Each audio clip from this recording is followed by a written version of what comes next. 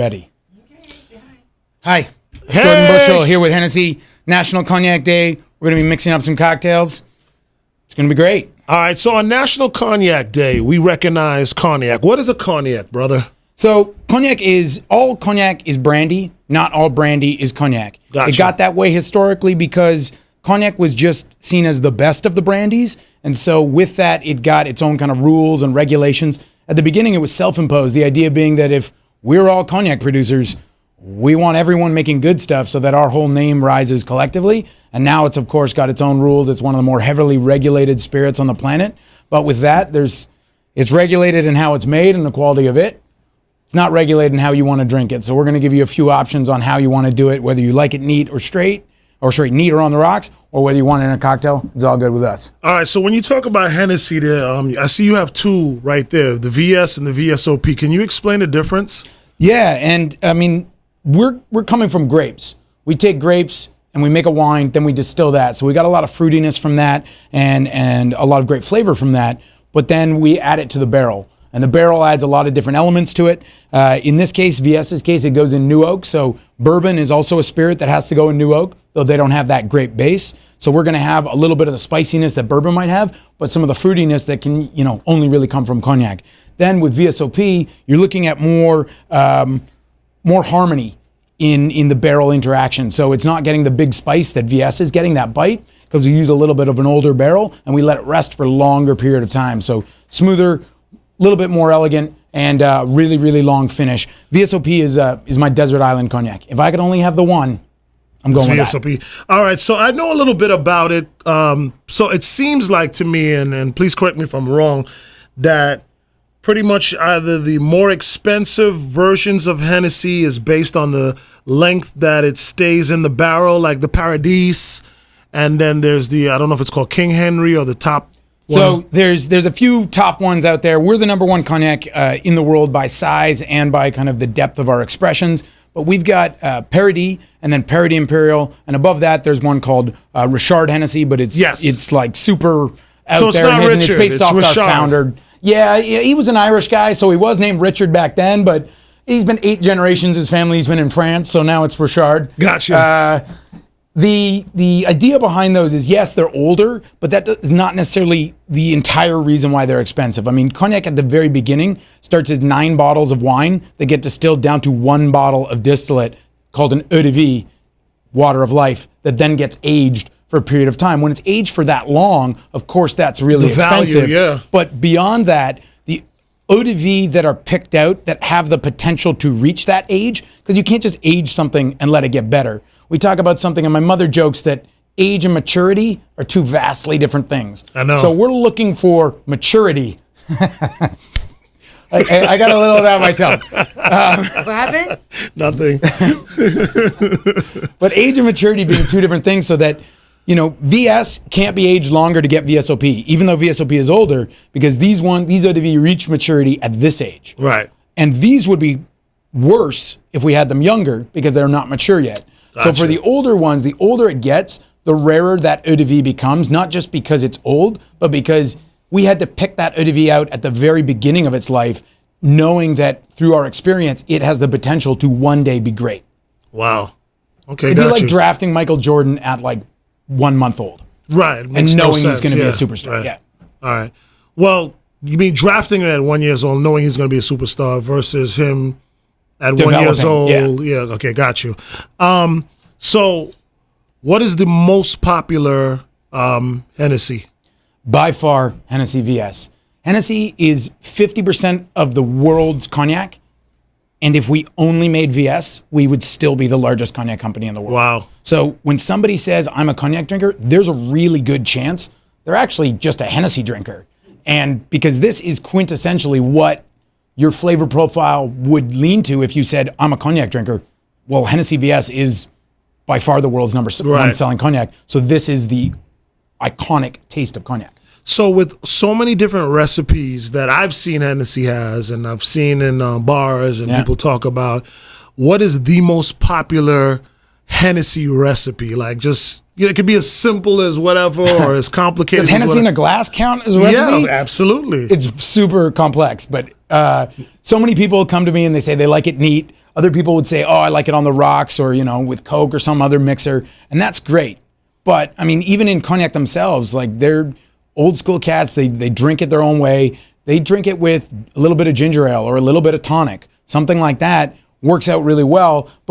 And that's great. If you've already discovered how you like to drink it, my job's done. My job's easy. Right. It'd be like somebody handing you a playlist. Right. And just be like, press play. Right. Great. Cool. No problem. Got but that. my job comes in when somebody doesn't say, A, I don't like Hennessy, or I don't like Cognac, or B, I don't know how I should drink it.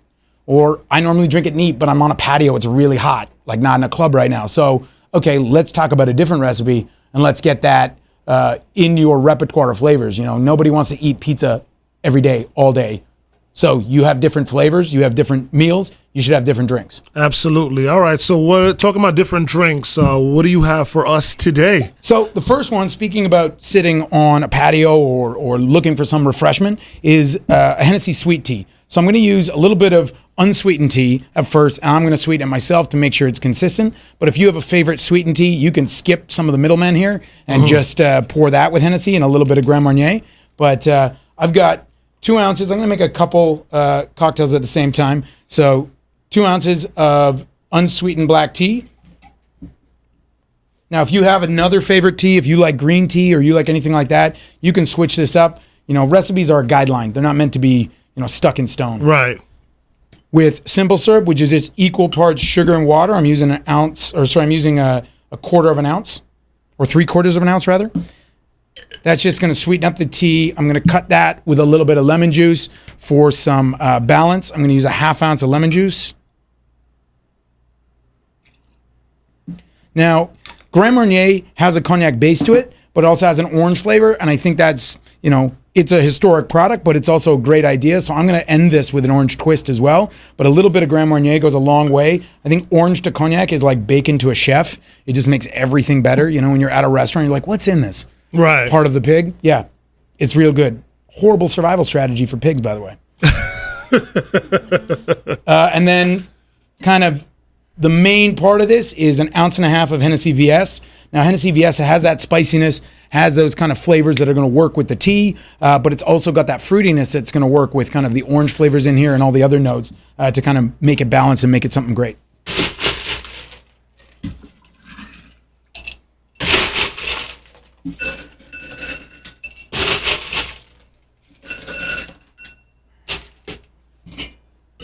So when we shake, we just want to break up a lot of the ice. We want the ice to dilute, but we also want to froth up the drink, aerate it, and dilute it kind of all at the same time. So we have to shake hard. If you see a bartender just shaking very limply, I like to say it's not a first date. Like, you can...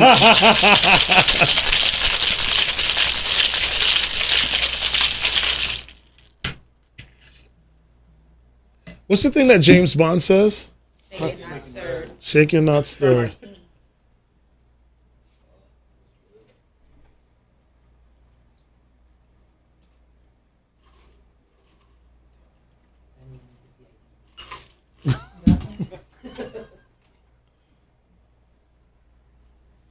A little bit of an orange twist. That orange oil over the top is going to work really well to kind of, it's an aromatic, so it smells more refreshing. And then it's just going to work really well. You're really making our local bartenders around here look like crap because you're putting a lot of effort, thank you so much, into this. The fact that you even took the orange and rubbed it around the rim. Yeah.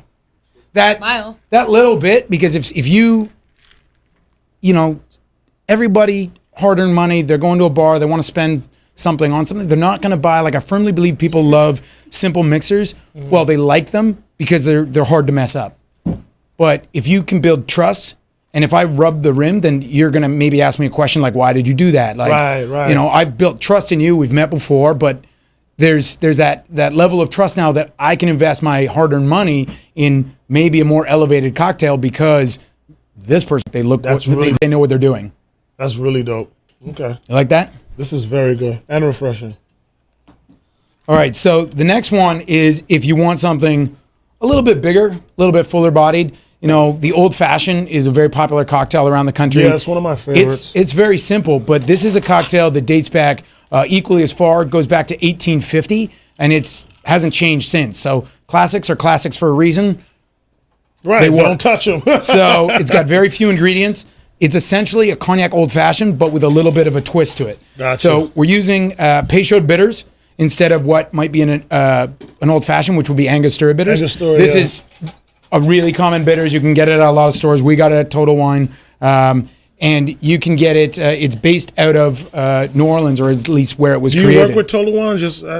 No, okay. I don't work with Total Wine at all. They just have a lot of alcohol. So I appreciate anyone that has a lot of product. So I did 5 dashes of Peychaud bitters. Then I got a little bit of simple syrup. So if I were making this with another product other than cognac, I might need a little bit less simple syrup. Or sorry, a little bit more simple syrup. But because Hennessy Vsop is so smooth and balanced by itself, I'm only going to use 1/4 ounce. Okay. So very, very little. We don't need all that sugar in our lives. This, I'm going to use 2 1/4 ounces of Hennessy Vsop Privilege. And I think this is appropriate cocktail for National Cognac Day because it's got the history. Dates back to 1850. It's the official drink of New Orleans. And to me, it's 98% cognac in this glass right now. So that's a great cocktail all by itself. Facts. Right, Kevin? All right, I'm going to do a quick break, but please continue. What's the spray? Absinthe. What is it? Absinthe. Absinthe? Yeah. So it's got like a licorice herbal note to it, but it's just like to rinse the glass. I put it in a spray because it uses less absinthe, but gets the same effect. And it's just really easy. Oh, that's the Hennessy Axe.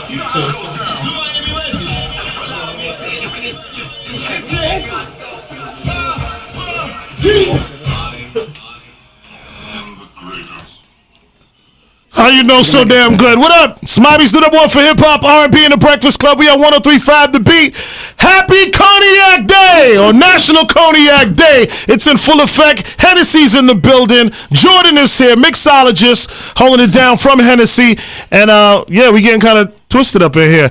And in honor of National Cognac Day, I've got Rihanna's Pull It Up coming up for Jordan and us here. Shout out to Team Hennessy, all right? Let's keep the vibes going right now with Lil Baby and Gunna. Drip Too Hard. It's Mommy's Dude Up One for Hip Hop, R&B, and The Breakfast Club. We are 103.5 The Beat.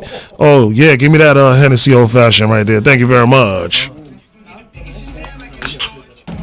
I think the lemon, the bitters, and the absinthe really brighten it, and so it can be a strong cocktail. Yeah, this is my it drink doesn't right here. come off like overly strong. Oh, yeah. Good seeing you. How's everything? Remember my wife? I didn't remember You that wish. part of it, but